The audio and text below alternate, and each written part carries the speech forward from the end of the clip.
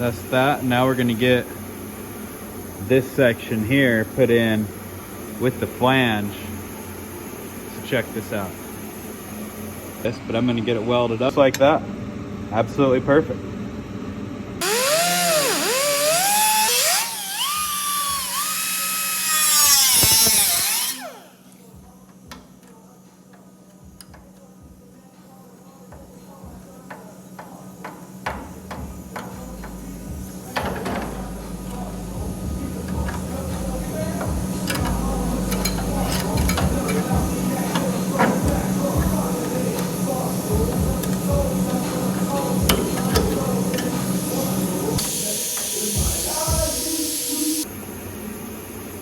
That's that. Now we're gonna get this section here put in with the flange.